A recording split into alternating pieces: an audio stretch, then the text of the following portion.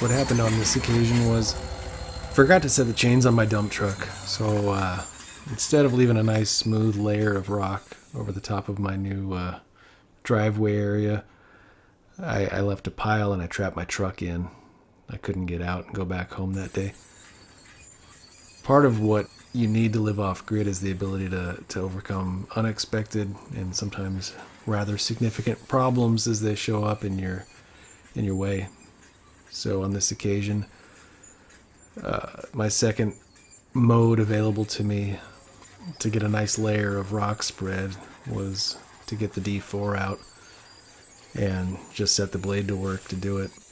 This was about 4 years ago, not quite.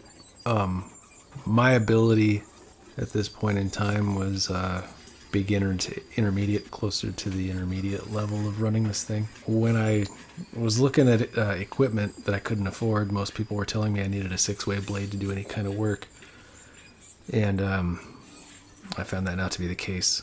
What you actually do need is a vision of what you want to accomplish, and you can generally figure out how to accomplish that vision with whatever kind of tools you have on hand. This is a relatively simple job, and I don't need to do any kind of crazy work. What I'm relying on to make the 2-way blade work is that the base layer of the road is already at the pitch that I want it to be at, and as long as my tracks stay on that base layer, then whatever I spread going backwards or forwards for that matter will be set to the same pitch side to side, and I don't need to do anything to change that. I just have to be careful not to get my tracks on some new portion that isn't level. You'll notice for the most part I'm backblading when I'm doing this work, and that's a lot safer of a bet with the machine that I'm using. I have only 4 rollers on the bottom. If you get a close look, you can see, but basically what that equates to, you'd think of it in car terms, as a really short wheelbase. It makes my my ride a lot more unstable, and whatever motion is imparted to the machine is imparted to the blade. So the short track base, if you will, results in a lot more unstable and uncertain and quickly changing blade pitch. So I have to be really observant to make that system work, to come out with any kind of nicely finished product. But when it's all you have, you learn to make it work. The other thing you want to do, probably this would be true of any dozing work, but really just make a lot of passes, doing very minimal effect with each pass. I'm driving over it. I'm feeling the way the ground feels, and that's the other thing. You really have to have a connection with the tracks to whatever surface you're working with in terms of, is this the slant of the road that I want? You have to be able to feel that. Is this the smoothness of the road that I want? You also have to be able to feel that. And if it doesn't feel right, you have to just keep going over and over and over again. And that's, if you ever go out and watch machines work, and you watch the dozers, you'll see they're just going forwards and backwards pretty much ad nauseum.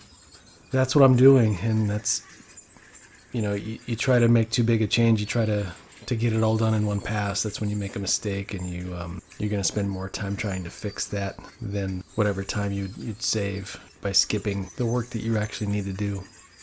One thing you'll notice is I'm wearing that orange helmet, and I wore that for 2 reasons. One, it had built-in hearing protection. It's made for doing chainsaw work.